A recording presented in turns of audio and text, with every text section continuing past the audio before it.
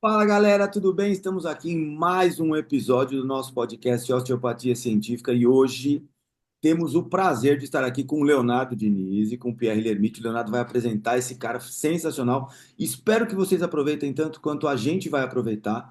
E nós vamos fazer esse episódio. O Pierre L'Hermite é francês, ele fala francês, mas ele também é fluente em inglês. Então a gente vai fazer o episódio em inglês para ficar mais fácil de vocês colocarem as legendas aí, tá bom? Então, Léo, tudo bom com você? Conta pra gente quem que é esse cara que você trouxe aqui, E cara. aí, e aí, meu amigo? Esse cara, Pierre-Luc L'Hermite, eu encontrei o Pierre no Instagram quando ele lançou um livro chamado Mitologias Osteopáticas, que a gente vai bater um papão sobre isso. O Pierre é um cara que trabalha muito pouco, é um cara muito à toa, sabe? Hoje ele é fellow no Centro Europeu de Ensino Superior de Osteopatia. Ele tem um doutorado, ele é formado em filosofia, é formado em osteopatia, ele tem um doutorado em direito e agora ele está fazendo um doutorado em filosofia, tá? Ele é especializado no campo de medicina, direito e filosofia. Já escreveu 5 livros sobre osteopatia, sobre direito, sobre a lei nas profissões da área da saúde e tem uma porrada de artigo publicado. Hoje ele é um cara que está trabalhando no Instituto de Pesquisa em Filosofia de Lyon e faz parte de um grupo da OIA, a Aliança Internacional da Osteopatia, uma força-tarefa para redefinir a identidade do osteopata. Vocês se lembram que a gente já estava discutindo há muito tempo identidade profissional, diagnóstico, e esse cara está aqui, lá no centro, trabalhando com isso. Salut Pierre, como allez-vous? Oi, muito prazer. E ele também fala português. É, ele fala português, o cara Mais ou sabe. menos. Perfeito. So, Pierre, do you want to say anything to our audience and to present yourself for us? Maybe a few words to say that thank you for your kindness and for your invitation. I'm pretty sure that our exchange it will be very nice. Thank you. All right. C'est ça, ça. C'est ça, ça. Les curriculum, c'est ça, ça. Si. Uh, it's humble. That's it. Very humble. So it's a great person. We are going to talk about start with our first uh, thing in podcast that is our nostalgic moment. So Okay. we want to know what do you think we have in the past that was good, that you like, a food, a play. What do you remember from your past? Where do you born? Where do you what do you remember? Nostalgic moment. Yeah.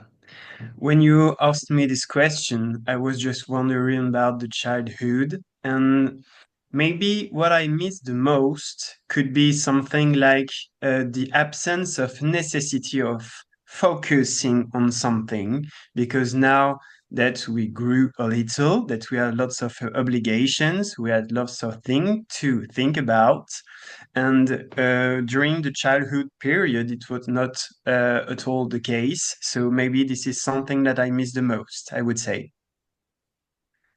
No, live without any preoccupation. Yeah, No something worries. like that. Yeah, yeah. That's what we really did in the past, and now we cannot we are not able to do that anymore. Maybe this is a lack of wisdom from our side, but maybe this is the case that we have to face. Where was your childhood? Paris? Where do you born? Yeah, I grew up in the west of France, in a little city. Maybe you didn't heard about. It's La Roche-sur-Yon. It's near far from the ocean, so it's a great place to grow, but to grow. Um, and then I studied in Toulouse after what we call the baccalaureate, some little kind of diploma before university. And I learned osteopathy in Toulouse, and then law school in Toulouse as well, and philosophical school in Toulouse also. Yeah, and now the laboratory where I'm where I belong is in Lyon University, so mostly the est of France. Nowadays you live in Lyon. No, I still live in Toulouse, but I am, today you are in different kind of laboratory. You have to Ah, move lots of time so as to be in different kind of team of research. Tava So lembrando this disso is uma vez. quite something very, very usual. Great, great, great. Do you have a bureau de consultation? Uh, Cabinet? An office? a Yeah. cabinet? Yeah, I still have an office. What would you say in consultorio? See? My office, yes, is in Toulouse, and I still have my office, a few patients every week. Yeah.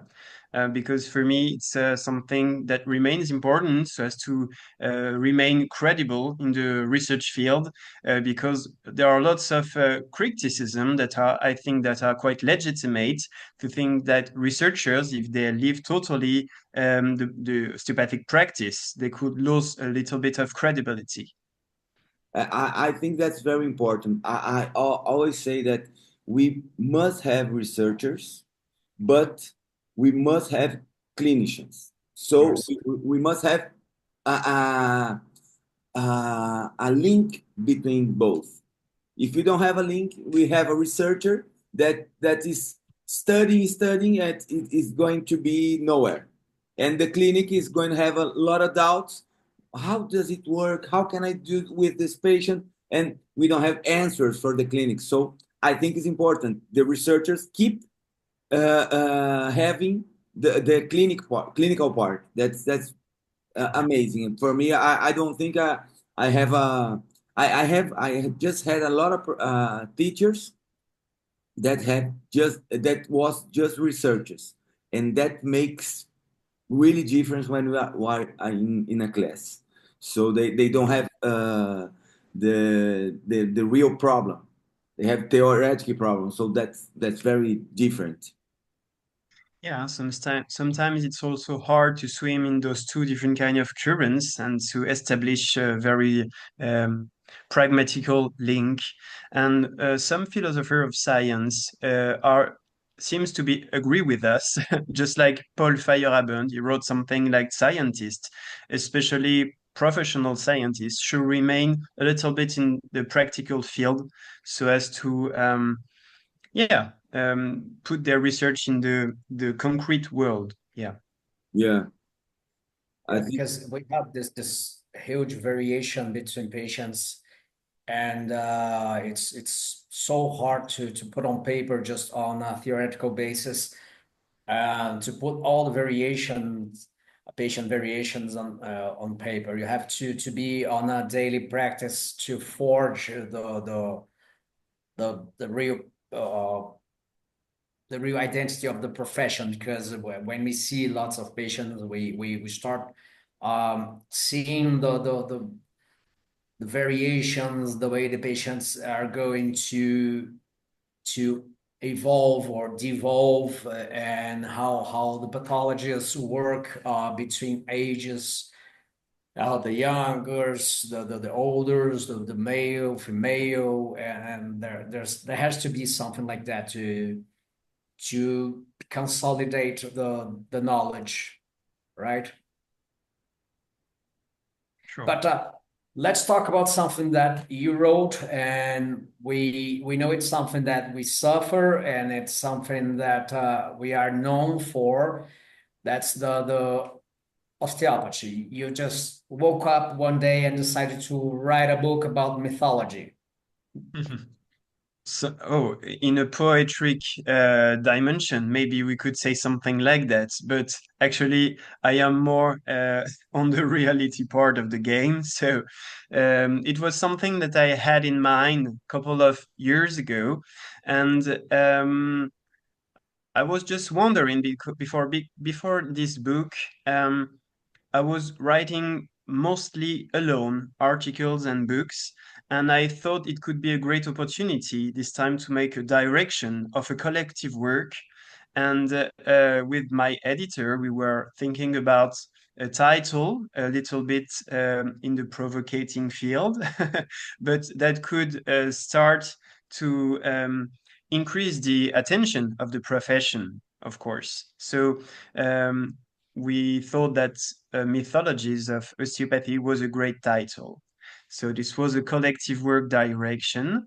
And I started my recruitment of the team. Of course, I decided to use osteopath, but osteopath that had also another diploma in a different kind of departments. So we had historian, we had engineers, we had a PhD in physiology. We had lots of different kind of skills bring together.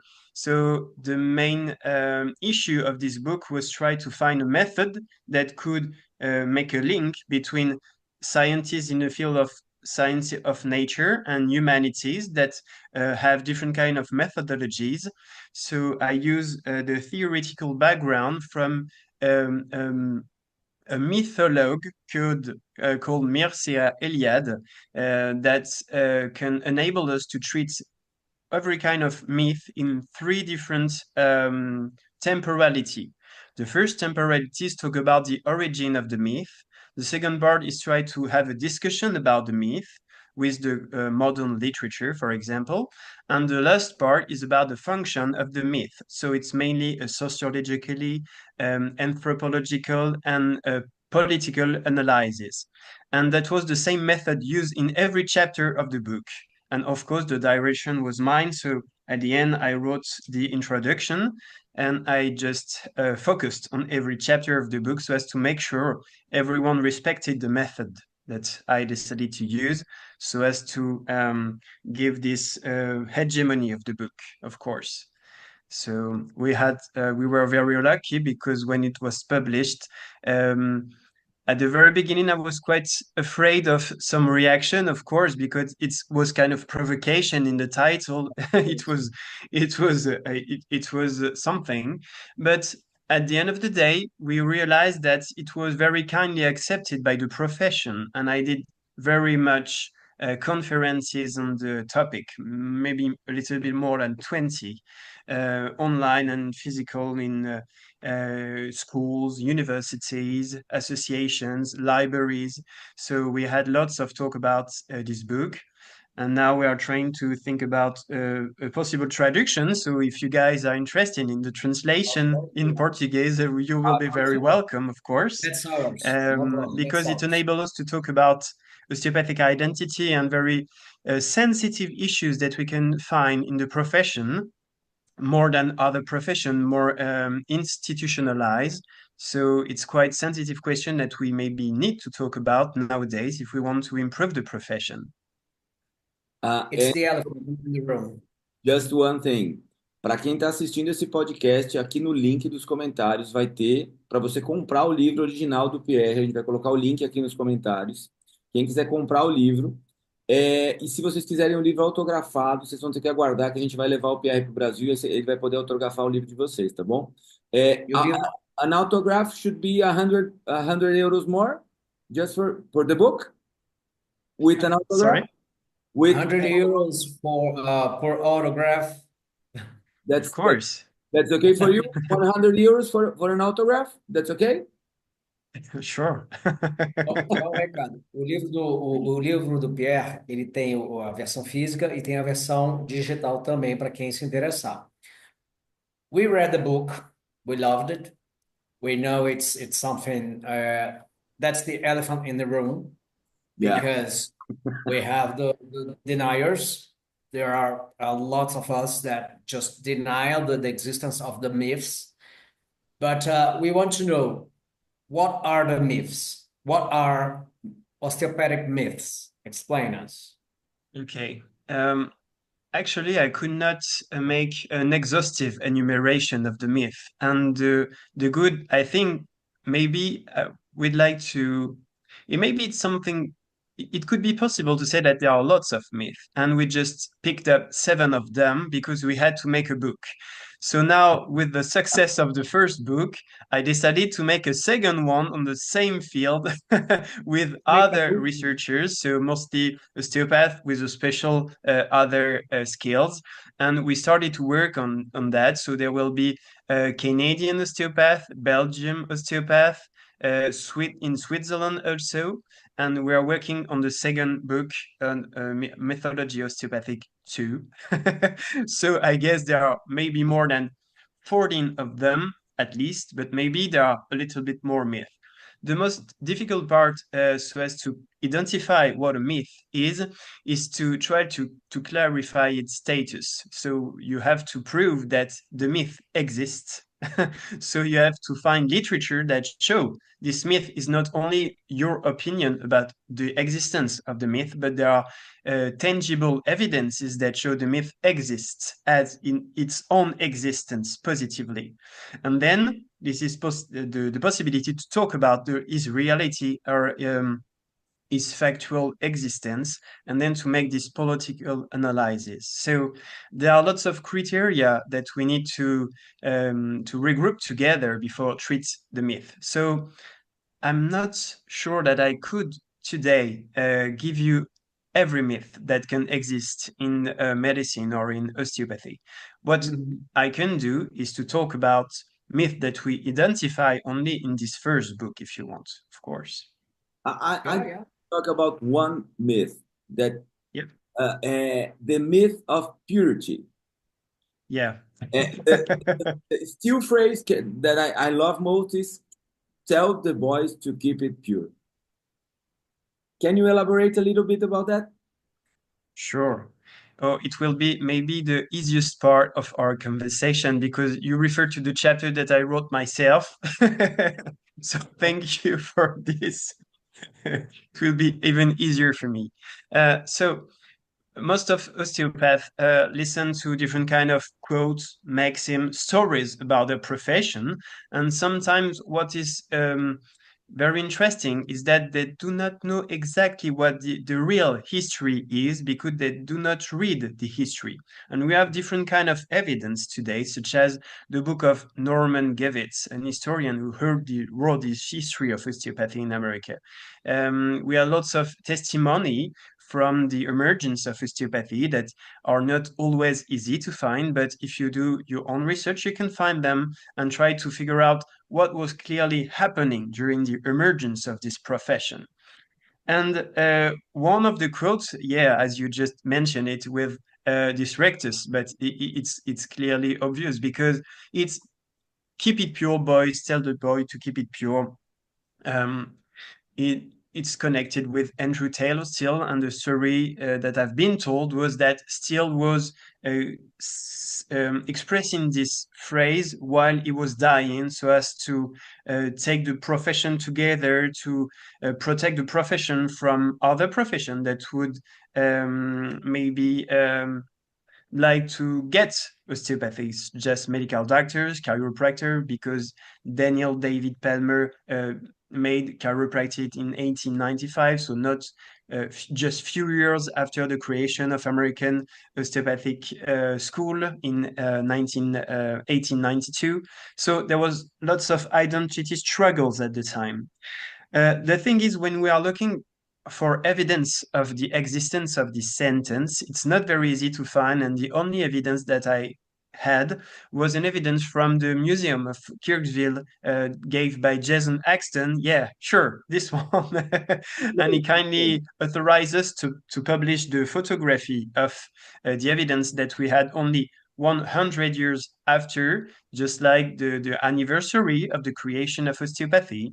And it was written on a little thing on the wood that this was a sentence from Steele 4 months before he died, and it's only evidence. So historically, it's a very weak evidence because it's more something that is trying to celebrate the existence of osteopathy than a factual historic evidence of this. And then, of course, there is the philosophical question about what is something pure? Can it even exist, or is it even impossible to think about something that can remain pure through the ages? And there's a thing that you mentioned that reminds me that we don't have enough classes about history of osteopathy. Sure. Especially here in Brazil, that we made our formation here, we don't have enough classes of about history, about who was Andrew Taylor Steele, how was the world at that time. How important do you think it's knowing this place in history? Where was the world at this time? We don't have bloody exams, we don't have X-rays, and we are doing. How important is for you the history of osteopathy? Of course, as a philosopher specialized in epistemology, I would say that history is a main important thing, but we could also find that lack of teaching in medical education as well. They only have few hours about medical history during the first year, and then they just forget it. Most of the time, this is the curse when students are texting to their friends or maybe sleep after a party that they had last night. And it's not a very successful course in medicine. But in osteopathy, maybe it's more important because the identity of the profession is not stabilized. So it maybe represents biggest thing in the education for osteopath, and also because it can explain why did we think something at the beginning and now we change our point of view because of new evidence that we didn't had at the end on the 19th century or during the 20th century. And for medical doctor, maybe this is not as big a big problem as we have, because maybe they do not care about this history because their identity is more stabilized. If you ask someone in the street what is a medical doctor, it's very easy to have an image as a sociological analysis. But when you ask what an osteopath is, I guess in Brazil, I'm not sure that everyone know what an osteopath is. Is it a doctor specialized in the bone or something else? Not sure that it's as clear as we have in different kind of European countries. For example, in France, it's more stabilized what an osteopath is because we have inquiries that can enable us to say that. But I'm not sure that is the case in most countries in the world.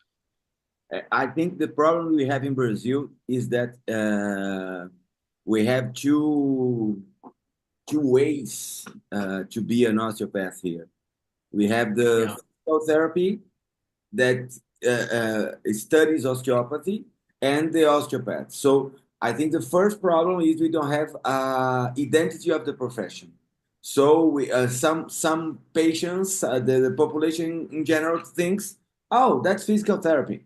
No, that's osteopathy. That's another thing. So I am physical therapist and I am osteopath. So I have this problem explaining for my patients what I'm going to work with them.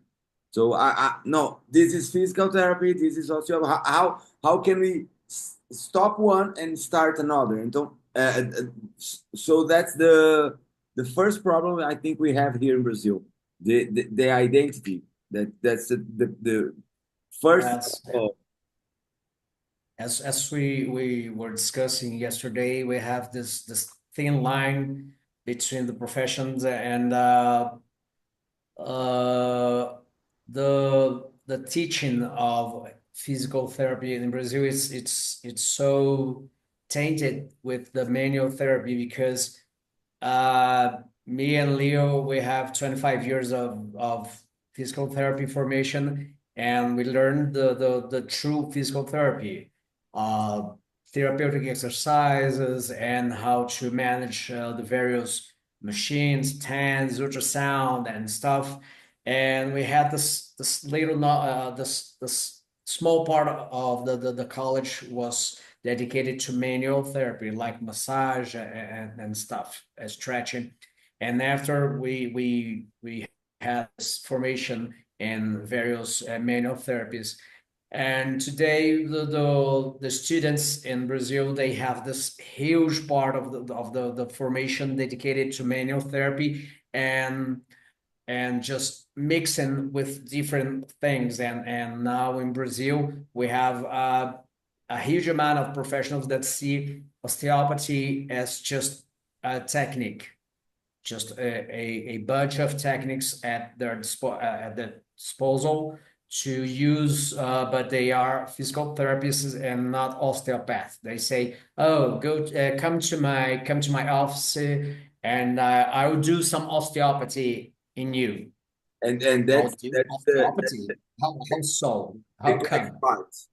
Crack, And crack, they mean crack. just, That's okay. yeah, they mean just to perform high velocity manipulations most of the time. And you were talking about the myth of purity, and the myth of purity is linked to the myth of the foundation principles, right? And how do you believe how far do you believe it goes, the myth of the foundation principles, in stopping the evolution of the profession? So the thing is, Andrew Taylor Still himself wrote 4 books. We could add one more if we think about the second rewriting of his autobiography at the beginning of the 20th century, and some articles in the Journal of American Osteopathic Association at the time, that had a mutation of the name in 2019 called now the Journal of Osteopathic Medicine. When you read that Andrew Taylor Still literature, you cannot very easily identify osteopathic principles. You can identify main ideas that come sometimes a little bit more than others. That's what I did in my first book. I identify 6, 7 very frequent ideas which he refers in his book, but he didn't wrote something like osteopathic principle are on the list. So after there was a kind of struggle with the notion of professional identity again, with the what are the basic principles of the profession. So as to summarize the profession, we have to have something in common and share values around different kind of ideas, and they were not really existing very clearly in his book. So osteopathy needed international conferences, and there were different kind of conferences and consensus during the 20th century. In 1922, 1953, and 2002 at the beginning of the 21st century. And those principles moved through the ages. At the beginning, it was very centered on the body. And then a little bit, they moved to be centered on the person. And that's a big paradigmatical difference, I could say. And then, of course, in 2011, in the International Journal of Osteopathic Medicine, there was this very nice call of abstract from Gary Fryer about the identity profession of the principles. What could we think about that today? And few articles were published on the specific part of osteopathic heart, I say. And 10 years after this call of abstract from Gary Fryer was another call of abstract from Stephen Vogel, who asked a call of abstract for a special issue, again in the International Journal of Osteopathic Medicine. And this very special issue was published in 2024, where you can find different kind of articles 1 year after the publication of our colleague Oliver Thompson and Andrew Macmillan, What's Wrong with Osteopathy? I'm sure you heard about this article, and you read it, of course. And this 1 year after, there was this article that I published in the Double Facet of Osteopathy's Identity at the same time of Pseudoscience, A Skeleton in Osteopathy's Closet from our colleague Hidalgo, Thompson, and Macmillan, and the fallacy argument of anatomical possibilism. So as you can see, but I'm sure you're very aware of that. But for your people that are listening to you, maybe we had to just focus on this part, is that the principle evolved through the ages.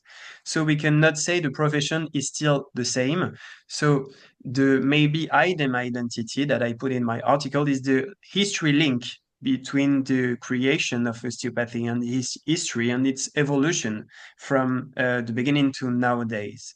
So the evolution of those principles are just questioning now, do we even need very specific osteopathic principle? This is a question that I'm not able to answer alone, of course. This is a collective work that we have to do. And or are they just a part of osteopathic identity that can enable to make a definition, or do we need to leave those stuff alone and very far from the osteopathic concept or not? Those are common discussions that maybe we need to have in the profession so as to establish the clearest identity of our profession.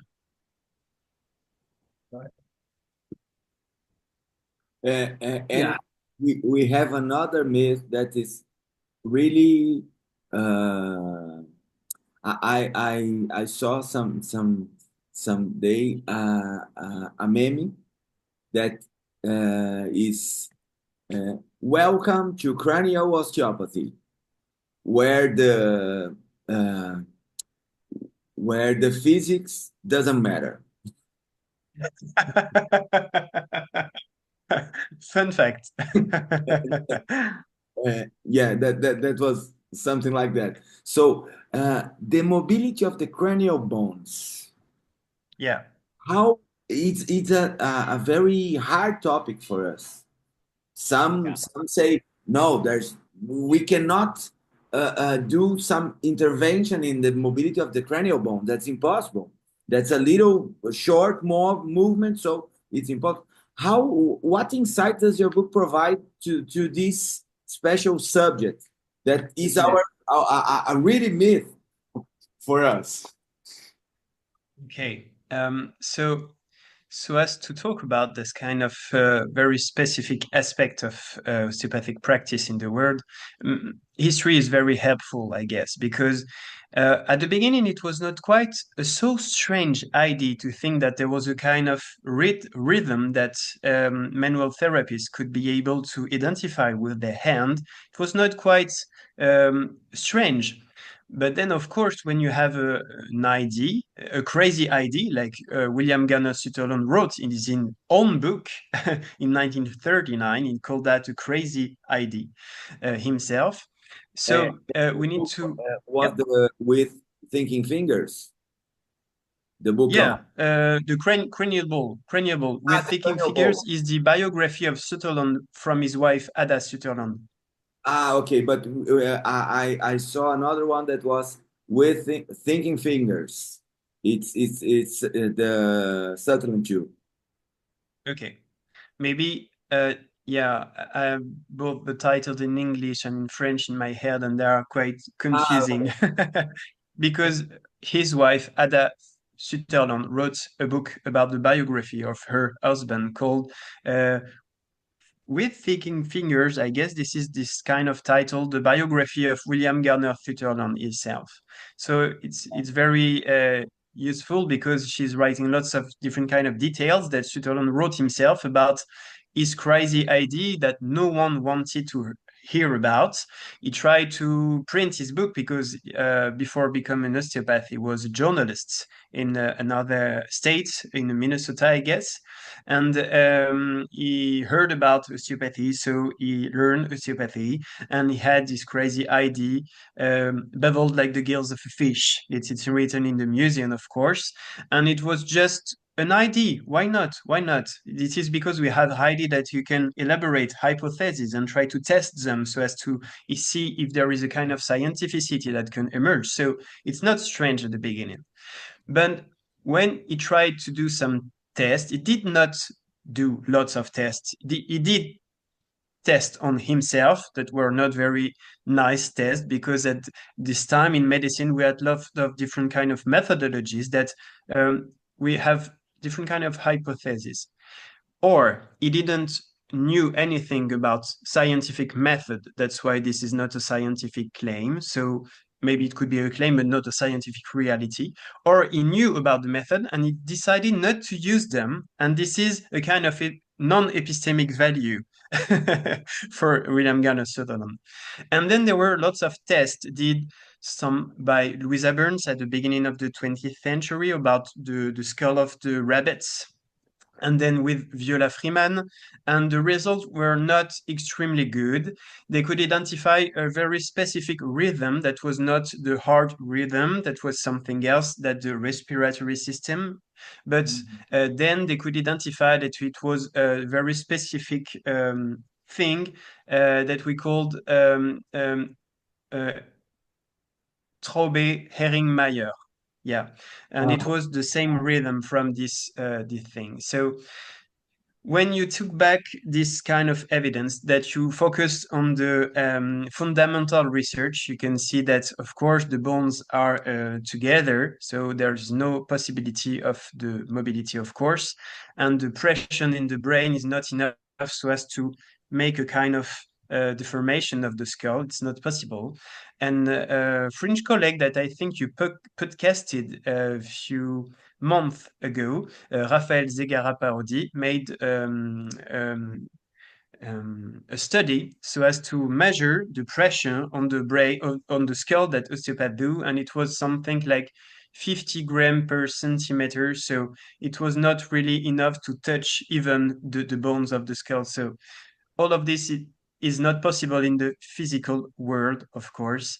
And one other thing that we have to mention so as to be exhaustive on this part is that the person who defended very hardly this notion of MRP, CRI, or other things were very connected to religion.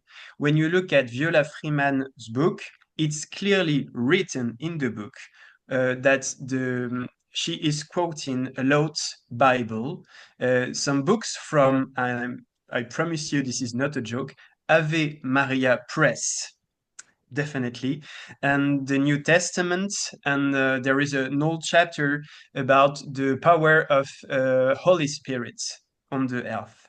And at the beginning of this book, she mentioned exactly precisely that she made a mix between religion and medicine. So this is not something that is hidden under a rock or something. This is clearly written if we just have a few moments to read it. And in Harold Yves Magun's book, at the very beginning of the book, it's written that you have to admit the existence of God if you want to do osteopathy with the skull. So this is not a mystery. This is not a mystery. And when you look at the evidence and the history, the epistemological history from this cranial thing, you can easily identify the points that could be a little bit problematic if you talk about Osteopatia Científica, for example. Really, that's hard. And you mentioned something that is really interesting, because we have two ways to investigate cranial osteopathy. There are some researchers that start with the biomechanical model. So the temporal bone moves 40 micra, and that's it. And there are, I think you know him, Francesco Serritelli, that Of course. investigate the vascularization model. So I think we are starting to know that we have more effects when we go to the vascular model than the biomechanical model. How do you see that? Okay, I'm not sure that I could draw this dichotomic line that you mentioned. I would say that we have now different kind of method that can enable us to realize that what we do with our hands has value. And we can't, of course, touch the skull and the rest of the body. And when we do that, we have functional MRIs that show something is really happening in the brain. We also have biomarkers that show it's decreasing inflammatory markers such as TNF-alpha or every different kind of other things that we have in common with other manual therapy. So we are now focusing about what is happening when someone is touching someone else and try to focus his attention or put his attention away. And we see that it's really different, the reaction in the brain with the vascularization and so. So it means that osteopaths do not have to stop touching people, of course. They have to do that, but they have to use some evidence that we have that show it has value for good reason that we could identify with a common scientific method instead of mobilizing spiritual ideology or even things that we proved that they were not, I would say, that they are unplausible or unrealistic. Yes. Yes. In summary, today to work with cranial osteopathy is just a leap of faith because you have to put the hands on the cranial and believe that something's going to happen. And the work of Francesco on vascular variation, the modification of the blood flow on the brain after the manipulation and mobilization, it's really promising, but we have to wait to see what's coming next, right? And I want to ask you something, and then we could talk about the osteopathic lesion or suction. And why do you believe we still remain teaching cranial osteopathy the way we do, as we see on the Sutherland College in England, in UK, and the Cranial Academy and the OPC and the Sutherland College and in the US?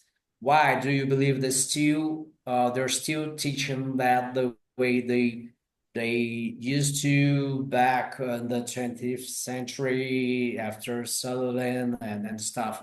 I was in the US participating in the cranial course given by the Cranial Academy. It's exactly the same we had on the formation. It's just the Magoon book all over, and it's just the same. Why we keep teaching that? I can give you my personal opinion, but it won't be my scientific opinion because I do not have enough evidences to make my hypothesis valid. So I can only give you my opinion on that part.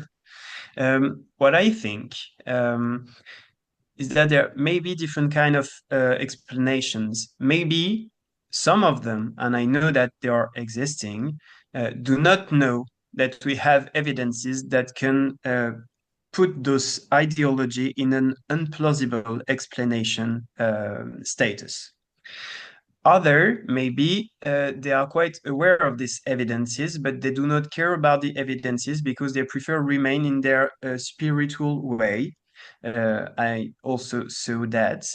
Another explanation maybe is more sociological explanation with identity, is that osteopaths need sometimes to make the difference between what they do and other professions, and they have to focus about things they only have together in common, but they do not have in other professions.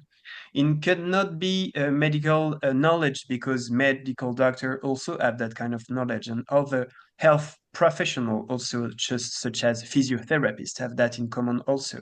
So you have, when you create something, to identify what we call identity markers. We call that in philosophy of language signifiers. So you had lots of things such as cranial osteopathy, somatic dysfunction, and then osteopathic dysfunction, philosophy of osteopathy, so as to make a community that can share value and have very specific identity that can make a comparison and boundaries between this profession and other profession. And I think sometimes this is a kind of a shield to protect against invader that could try to appropriate themselves this profession. And when it's the fight of your life, I'm quite sure that you're not going to to surrender so easily. So maybe sometimes you remain in a way that is maybe sometimes comfortable, sometimes uncomfortable, but it's easier for your cognition to go to this direction instead of change everything and try maybe to lose your own identity. Right, that makes sense. That's the one thing that defines us as a separate profession, and it's something that we can say, oh, you have to be an osteopath to do so. Well, it's something that the palpate a cranial and work on a cranial. It's something that only an osteopath can do, nobody else. It's And like then that. it enables you to draw a line between people that are has special abilities and the other. And if you do not agree, maybe you're you do not how would I put that? You're not good enough to be in the community. So it's here Yeah. to to put someone away of the community. You're not part of the gang. You're not a part of the gang, exactly. This is maybe what I think. Yeah. Deve, We have a word from our sponsor now, just a sec. Vamos deve falar do ser. nosso patrocinador, Léo? Bora, bora. Vamos falar do nosso patrocinador. Todo podcast tem um patrocinador principal. E o nosso podcast não é diferente. Então, o nosso patrocinador principal. Então, se você quiser ter acesso a mais aulas, a todos os episódios do podcast, o Congresso de Osteopatia Científica, que já está gravado lá, descontos especiais dos nossos cursos presenciais. Então, se você quiser ter acesso a tudo isso, você vai fazer o seguinte: você vai entrar na comunidade de Osteopatia Científica, que é um grupo de profissionais que foi idealizado pelos Leonardos que estão aqui para trazer um ambiente para você osteopata, para você estudante, para conseguir evoluir dentro da profissão sem esquecer, lembrando sempre da história, lembrando sempre do nosso princípio, lembrando do nosso passado, trabalhando no nosso presente, construindo o nosso futuro, todos juntos em prol da nossa profissão, do que a gente faz todos os dias, como a gente coloca comida na nossa mesa e como a gente ama trabalhar, por isso que a gente está aqui fazendo tudo isso. Certo, Léo? Então o link está aqui É isso embaixo aí. da comunidade Osteopatia Científica. Clica no link aí e lembra-se, gente como o Pierre aqui que a gente traz para discutir ciência, pessoas de fora, de outra realidade, que estão discutindo num outro nível, um nível que enriquece e aprimora a profissão. A gente aguarda vocês lá na nossa comunidade. Olha, ó, Ah, vamos yeah, seguir. yeah. There is a researcher that in the University of Vancouver that say that we have a palpatory pareidolia when we are doing our you are we are just talking about the touching the cranial and how do you see that how our skills our palpation skills and practice when we have some critical heavy critical like this. Okay, so there are, of course, some confirmation bias. There is also this possibility to make an analogy between pareidolia. I know the word in French, but I never use it in English, so it's difficult for me. Pareidolia, I think. Pareidolia, something like that. But there is also, this ideomotor effect that we have when we make a palpation, that we could maybe be very sure that it's in reality what we do with our hands, but most of the time it's built or rebuilt by the brain, and it's not enable us to be very sure of what we do with our hands.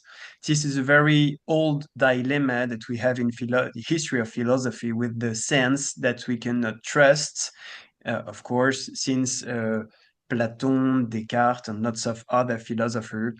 And it doesn't mean that we have to stop to touch people again, because we mentioned that there are lots of evidence that show it can enable to increase the health of people in a very restricted area. But there are evidence that show this is possible, between other things, such as biopsychosocial aspects of the care in medicine.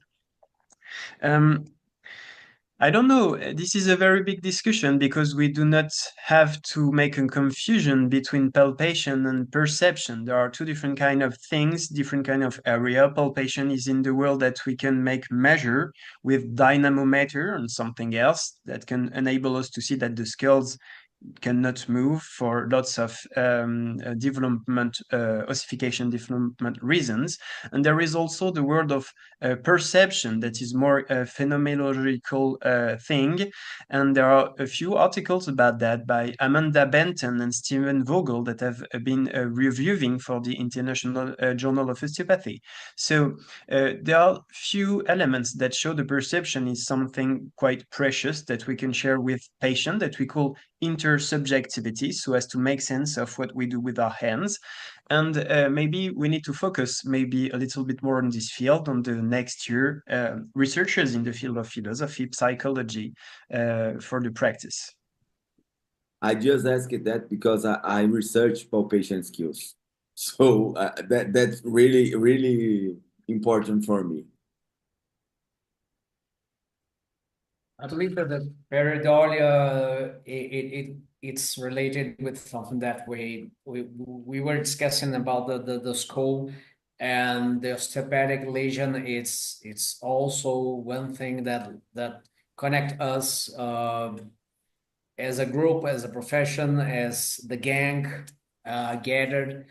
And let's talk about the myth of the osteopathic lesion, and also the myth that we can perform things that goes beyond the musculoskeletal frame, and as visceral osteopathy and the circulatory effects and stuff like that. How do you see us today working with that? How why that myth is so popular, and as the displaced vertebrae, and how can we run away from this myth? How can we work to leave this myth behind and be more actual, more present with the science and the evidence? Thank you. Thank you. Yeah, the thing is, the vertebra misplaced is very popular because it's easy to understand for everyone. You don't need to have very good literacy in the field of health so as to understand there is something wrong, something out that we need to put in the correct place or something else. But osteopaths are not the only practitioners that are facing this kind of cognitive reduction. There are also that in chiropractic they do not talk about dysfunction, they talk about subluxation, but it's exactly the same thing. We also have a profession in France, I'm not sure that is very famous in the world, that we call ethiopath, that come from a special branch of osteopathy that are just reasoning exactly the same with the lesion. At the very beginning, it was not a mistake again to think about that, because there were few researches in Kirksville did by Irving Corr and Dr. Denslow at the time. And when they published a little paper during the 50s and after the 50s, it was quite convincing. They identify very scientifical, clear things that could bring new evidence in the medical knowledge in general about what is happening in the reflex of the contraction of the paravertebral muscles when there was a stimulation. So it was not a strange idea. But then there was also this very nice guy, Gary Fryer, that did lots of research at the end of the 90s and the beginning of the 21st century. And at the end, 2004, 2006, 2010, he published lots of papers that showed when you do the same experiences that Irving Corr and Dr. Denslow did, you cannot find a statistical difference between the two groups when you analyzes this. So it could be very deceptive, of course, because it could have been a great period for osteopaths because they had evidence very strong scientific evidence that showed what they do had sense. So it could be great for osteopaths of this period to see evidences. But then, of course, other evidence did not enable the osteopathic theory to remain correct. So now this is the big problem because lots of osteopaths were very focused on the body. And when you focus on the body, it has lots of sense so as to see that kind of problems. But if you make a paradigmatical shift and move to the person, not the body, maybe this is not as a big problem as you thought initially. So it leads us to another chapter of the book about holism, I guess. It could be a nice connection, I think, because lots of osteopaths are very sometimes proud to say that osteopathy is something global, and it's not strange, of course, to say that kind of things when you have the medicalization of the body in different parts for the medical specialties, of course. And people sometimes lose some sense when they are visiting their medical doctor. So they can refine some new sense when they see their physiotherapist or their osteopath or their chiropractor, for example. So if you admit that the globality is not the globality of a body, but the globality of a human person is a very complex field of biopsychosocial, you don't need you need to admit the idea that the globalism of the person is more global than the globality of the body. That's not an easy task, but when you try to realize that, it's easier to see that the biopsychosocial model can improve the care of the person. And when you are an osteopath, and being global is not an awful word, of course, it's very nice, but you have to focus on the definitions so as to make clear what globality means, of course. And how does all of that work when you have a traditional osteopathic consultation? What is the holistic approach? How do you, What does that mean? yeah, how do you do that with a person, your patient? How do you see that in the patient? You mean in a clinical situation, for example? When you look at the clinical situation, taking care about the biopsychosocial model implies that when you're doing your the first part of the consultation, when you receive your patient, you ask him if you're focusing on the consent process, of course, and you're doing a special you're using a special modality to ask questions so as to identify the value of the patient, his beliefs, so as to understand not only what he says, but what his representation of his problem is, so as to clearly identify the social issues that he is facing, the biological things that he is facing, and the psychological thing that he is facing. And I would say that in the pejorative occurrence of the term consultation, do not care about the value of the patient because they impose their own way to see the patient based on somatic dysfunction, based on cranial osteopathy, or even without any communication because only tissues know and you need to touch the body and the body is going to reveal the problems that they have. So, the biopsychosocial model does not enable you to touch the person and try to figure out where are the different kind of problems that the patient have in his body, but can also enable you to see the problem for the person in all dimensions of his life. So it's a really different modality to imagine the appointments that you have with your patients. And when you look at that, you do not see that it needs lots of knowledge and skills. But when you try to make different kind of sequences with the appointments, you can realize that you need lots of skills so as to be able to do that properly, because you need medical skill, psychological skills, sociological skill, epistemological skills, lots of tools, communication skills.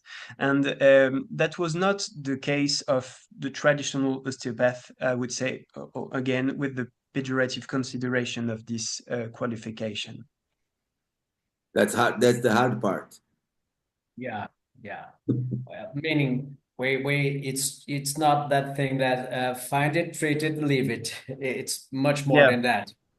Of course. But again, at the end of the 19th century, when Charles E. Steele wrote that in his book that you can buy in the Kirksville library, of course, it had a little kind of sense because it was based on the body conception. So it was senseful, I would say.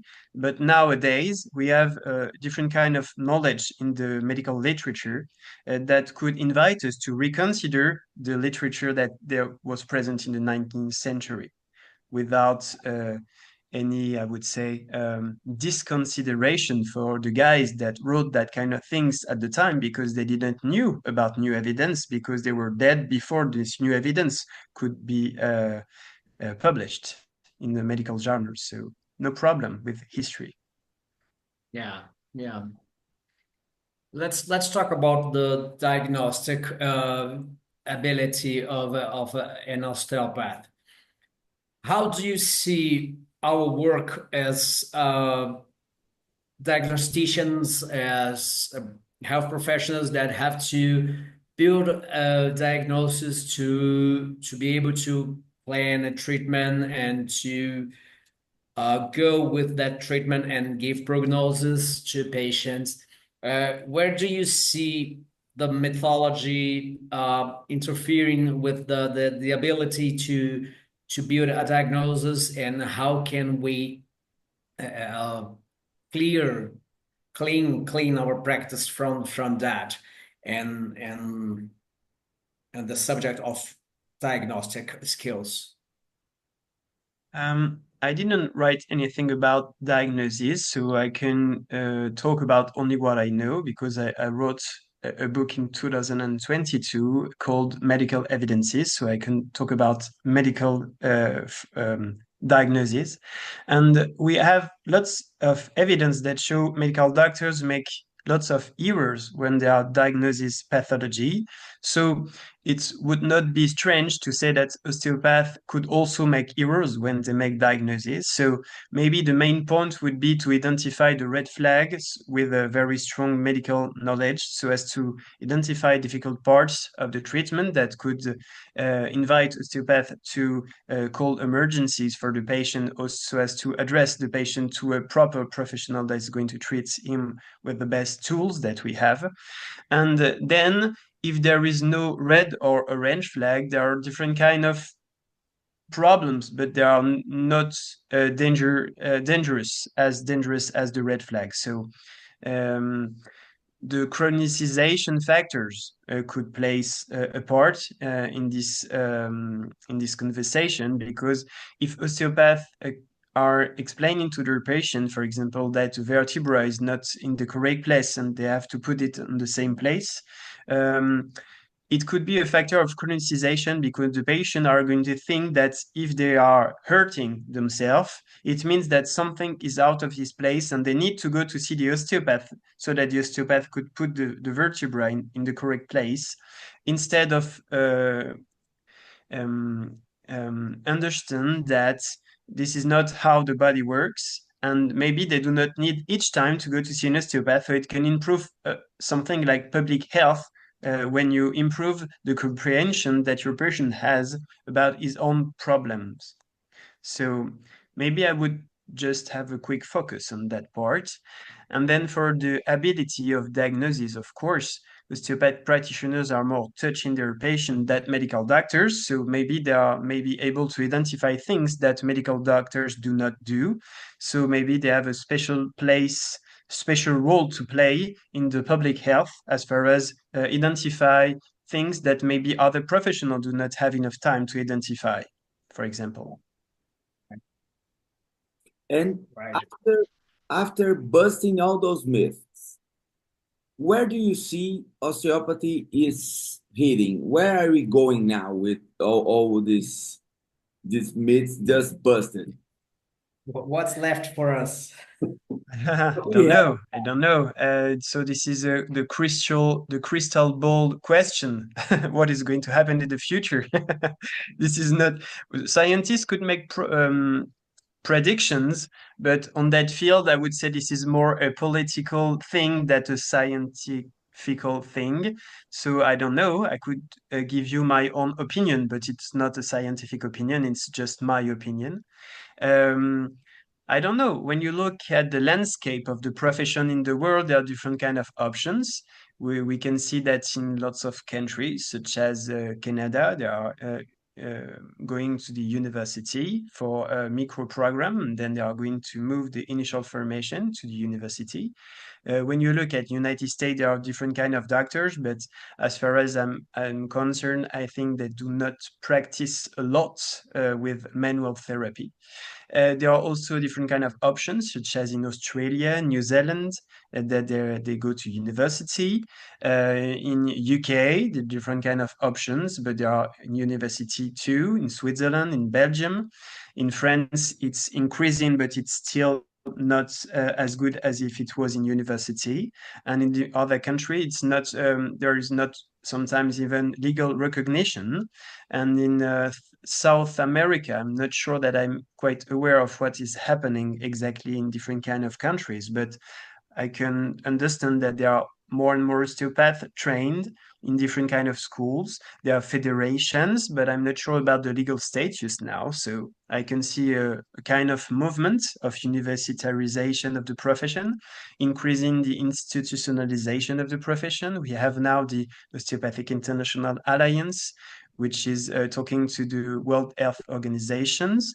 And we see that there are more and more evidences. We are going to publish a paper in a Switzerland, Swiss journal called Main Libre, and we identify that there are more and more publications as the time is going on, and the education is increasing. There are more and more PhDs and master degrees in osteopathy, so we have more and more researchers in this field, and we make very strong publication in medical journals such as British medical journals with new methodologies for the non pharmacological interventions, so as to make strong clinical trials, for example.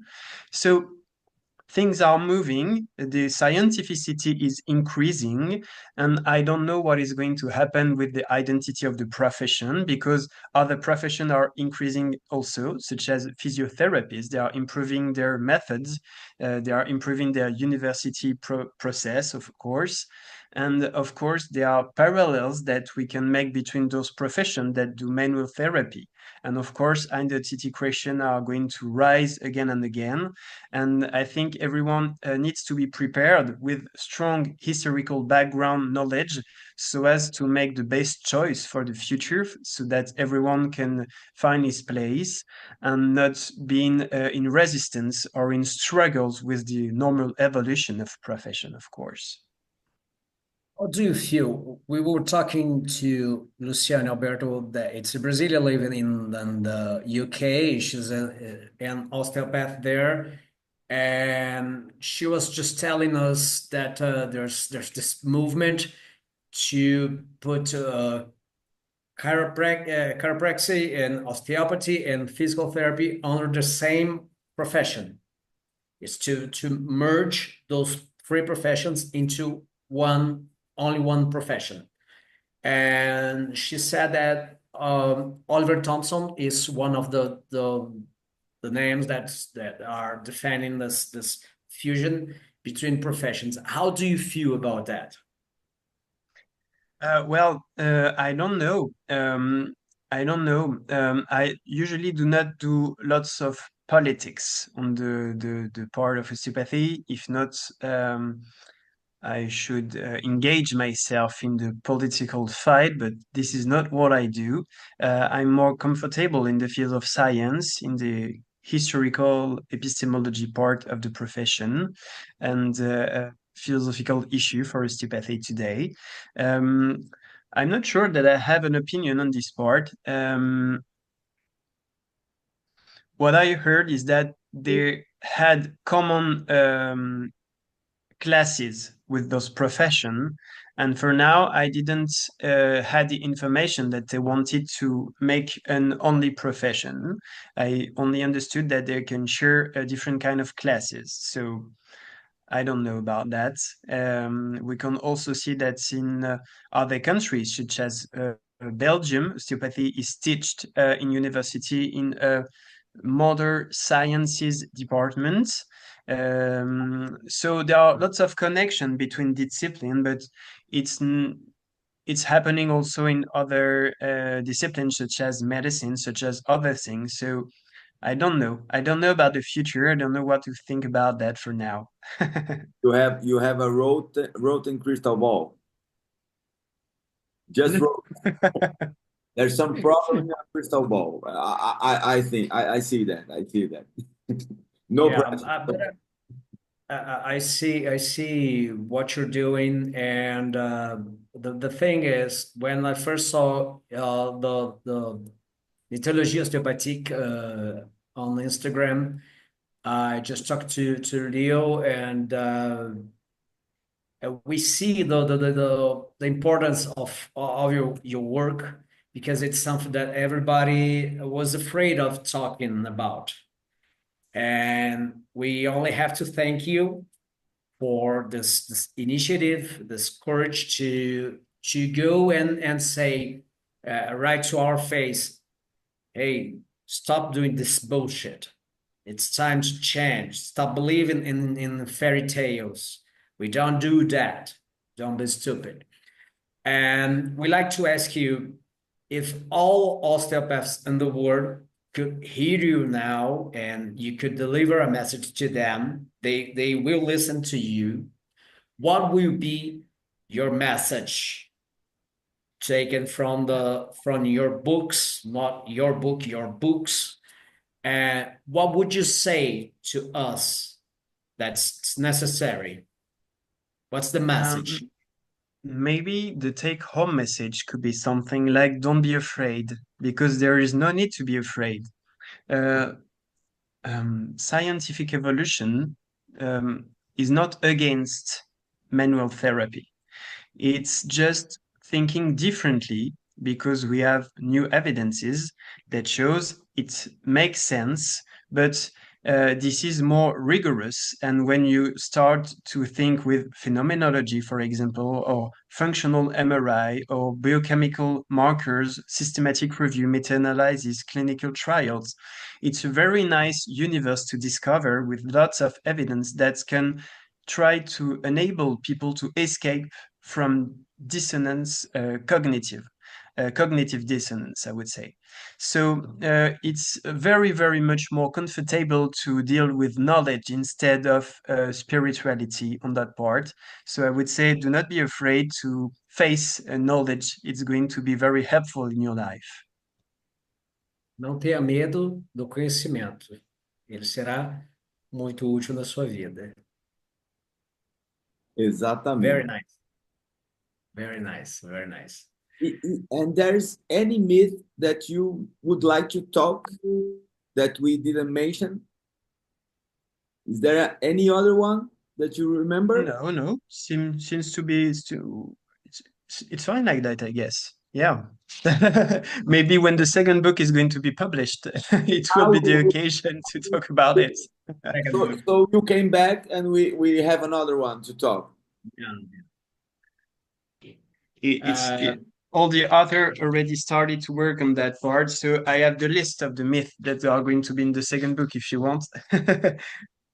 I The myth spoiled. of interprofessional collaboration, so the myth of the isolated exercise of osteopath, the myth of the perfection of the organism, the myth of the ideal posture, The myth of osteopathy is a pseudoscience because osteopathy is not a pseudoscience.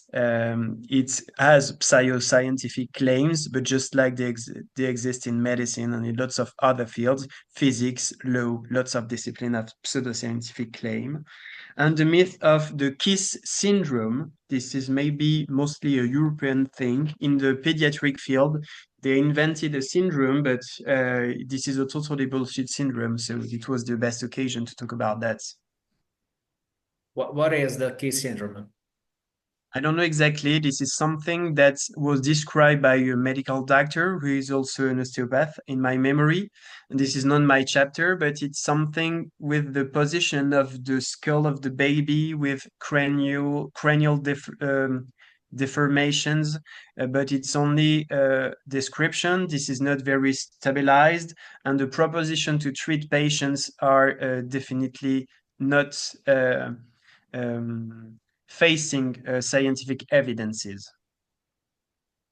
But it's called KASS, KISS syndrome, if you want to just have a look.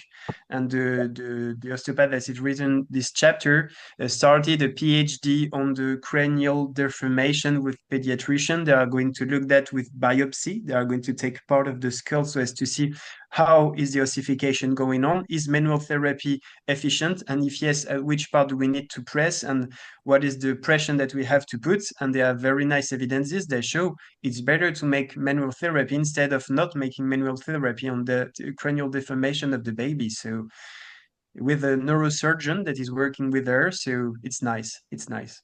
But We have nice works on plagiocephaly with manual therapy that shows a real improvement of plagiocephaly. Like We judo, love the myth of ideal posture. It's a nice one. I just love that. I just love that. And the health, how to describe that? The perfect health. Perfection of organism. Yeah, The perfect. yeah. Yeah. The- We have the late Philippe Souchat to thank for existing the ideal posture. your point. Yeah, that's perfect. If But you know now, someone who makes the translation of the book, do not hesitate because my editor is searching of translators. So if you know someone who would like to make the translation of the book in Portuguese, Portuguese? the door will be open. We are here to do that. No, Just in Portuguese it's us. good country. Yeah. Yeah. Yeah, for sure. Just keep in touch that we work on that, and then Yeah. Okay, nice. we bring you to Brazil to autograph the book here. That Yeah. With you guys, because if you do the translation, your name will be on the book, so you will have to make autograph too. Yeah. Careful with the celebrity. a little We'll one. charge 100 euros per autograph. So mine, yours, Leo's, it's 300 euros. Perfect. We We're can gonna be have, rich. we can have a cafe in the room. Alors, now it's the most important part of this podcast. The big question. The one you cannot be afraid of. You have to stand on your ground and say to us, what is your, No pressure. no pressure, what is your preferred pseudoscience? The one you like the most? It's a quite tricky question because when you do philosophy of science, you're facing with lots of pseudoscientific things. I would say things, not kind of medicine. Maybe my favorite could be astrology because it's very, very used in philosophy of science for lots of reasons, because it has lots of pseudoscientific claims and it can enable philosophers of science to use these the things so as to explain the different propositional knowledge or objectual knowledge that can be problematic in scientific reasoning. So maybe I would pick astrology. But I would also say that we need to be very careful to make a difference between It's just what we call Sagittarius. That's it. That's because you're Sorry? Sagittarius. That's it. That's just because you're Sagittarius. That's it. That's why You're you're Sagittarius. proud. There are very nice humorists in America that make a very nice show that ask the people to determine their sign, astrological sign, and someone is saying something, and he say, "Yeah, but no, I'm another sign," and someone else is saying, "Ah, I was sure about that," and you say, "How can you be so proud of yourself? Because I'm not also this other sign that I told you I was." So, I as you knew can it. see, it's a very I funny knew it. thing. I knew it, Every day, exactly. I knew every it. day, just reading the patient's horoscope to say to them if they're going to be fine or not. Oh, according to your horoscope, today is not going to be a good day for you. You won't, Not a good you day won't make it. for recording a podcast. So cancel. Yeah. Gente, Exactly. astrologia é a pseudociência favorita do Pierre-Luc. Então, assim, você que gosta de ler o horóscopo todo dia, fica ligado, hein? Do you have in France here in Brazil we have the paper, the news, the newspaper. We have the horoscope in the newspaper. In France Yeah. you have Every day. also? I know that when I was a child and a teenager and young adult, there was also that kind of thing in newspaper, Yeah. and it was funny because it's always working. It's what we call a bias of uh, Forer. It means that when you take people and you are claiming to enable them to do a test, a psychological test, and then you summarize the test, and it's something like astrology, and they read and they say, "Oh, yes, that's exactly me," but then you reveal them that it was just a machine that produced sentences with randomized sentences. So if you want to believe something, it's very easy to have lots of confirmation in your life, and if the astrologic test said that you're going to meet someone that will be very nice for you, if you receive a message from a friend, it's working. If you do not receive any message, you can think about someone. It's always working. When you want Yeah. things to work, it's always working, of course. It's something like a meeting a gypsy that read cards, and they all say, "Oh, I see a man in your life." Or what is very nicely working is the problem with the parents. Oh, I can see you have a problem with your mother. No, I have no problem with my mother. Oh, it means that you have a problem and you don't want to admit it. It's always working. It's always working. It's on your left knee. I know you have this problem in your left knee because you have an unsolved problem with your father. Yeah, true. Always gonna work. Always gonna work. Yeah, but that's very dangerous at the same times because we have this very nice organism in France that we call Mivilude. It's a state organization that has to focus about sectarian problem issues. And if you say to someone that he has a problem with his birth or his mother, you can create even problems that were not existing at the beginning. And then you have troubles where the person was maybe healthy at the beginning. So even if it's funny for us because we know that we are quite aware of those absurdities sometimes, it could be a medical a real problem with the interpretation or the excessive psychologization of the patients sometimes. And I've seen that a couple of times in osteopathy when a patient is coming and the osteopath is finding something on the bones, and he say, "Oh, I think you have a historical problem." Well, it's creating problems that were not here before. So that's a very difficult issue to face in osteopathic education, of You course. say that we suffer from this Don Quixote syndrome. We're fighting windmills. Do you know Don Quixote de la Mancha? Yeah, yeah, yeah. Yeah, we're We, we, fighting windmills. We create our monsters and we have to fight our monsters. That's what we do nowadays in our profession. But I guess with your podcast, you're acting on another direction so as to improve your fights and improve your results. So it could be seen as a great thing. That's what you guys are nicely doing. Thank Thank you. you. That's our work, diary work. We we Wait, we just wait, talked we're, about that Tuesday with our students. So there's a myth. We don't work with that. We have the start the osteopathic diagnosis like this. We used to do that, but we have we're reusing. two kinds of followers: Yeah, the followers. followers and the haters. That's Yeah. that's really really amazing. We're using your work on mythologies and identity to talk to our students and to show how important it is to strengthen our identity and how it's the importance of running a way of busting off the mythologies, the myths from our profession and to strengthen our position as a health professional, a health provider. And we also were thinking about having a discussion about pseudoscience, how it's so attractive to us. How why do we are so attracted to pseudoscience?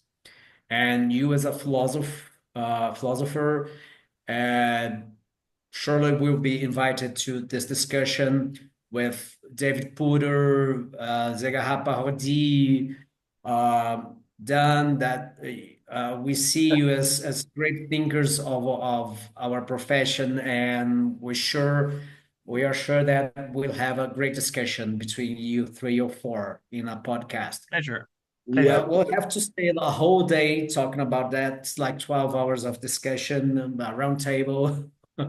we are working in our Real Madrid osteopath team. Yeah, it's a great team, right? Léo, um pouquinho de português, para o Pierre falar um pouquinho de português para Agora gente. vamos testar um pouquinho de português. Gente, esse foi o nosso episódio, nosso quinto Quinto episódio, episódio. quinto episódio da nossa terceira temporada. Tivemos aqui esse momento falando com o Pierre-Luc L'Hermite. Espero que vocês tenham gostado tanto quanto a gente gostou, porque assim, é muito gostoso falar com gente que entende a nossa linguagem, entende os nossos problemas, consegue olhar para o nosso próprio umbigo e falar do elefante que está na sala. Então, eu acho que esse é um dos objetivos que a gente tem aqui no podcast, é trazer a ciência de forma simples, descomplicada e colocar a ciência na prática do dia a dia de todos vocês. Então, para isso, a gente tem a comunidade Osteopatia Científica, para isso a gente tem o podcast, para a gente traz esses convidados sensacionais e o link do livro dele está aqui embaixo. E não sei se Isso. vocês perceberam que durante esse episódio a gente foi convidado para traduzir esse livro para o português. Então, faremos a tradução do livro em português e A já editora é convidamos o Pierre matando. para vir para o Brasil autografar esse livro quando ele for lançado aqui no Brasil. Então, isso tudo foi O, combinado ao vivo, porque a gente não tem conversa. o Luiz falou que já vai comprar o livro, hein? O Pierre tem 5 livros, só lembrando, o Pierre tem 5 livros e todos são sobre saúde e prática profissional, são livros fabulosos, né? É um prazer ter esse cara que é realmente fabulosa e está trabalhando numa questão muito importante que é da identidade profissional. E, Pierre, quelques mots en português, por nous? Sim, eu gosto muito suas podcast, muito obrigado. Eu não me lembro muito português, desculpe. Pas de problème, nous pouvons parler français aussi. Pas de problème ici. Nous parlons les langues qui s'appellent ostéopathie. C'est la différence. Nous Merci, parlons osteopathie. Ça suffit. merci bien pour votre participation, pour les connaissances que vous avez comparties avec nous. Merci bien, merci bien. Merci beaucoup. É isso aí, galera. Mais um episódio pra gente, esse episódio fantástico do Pierre.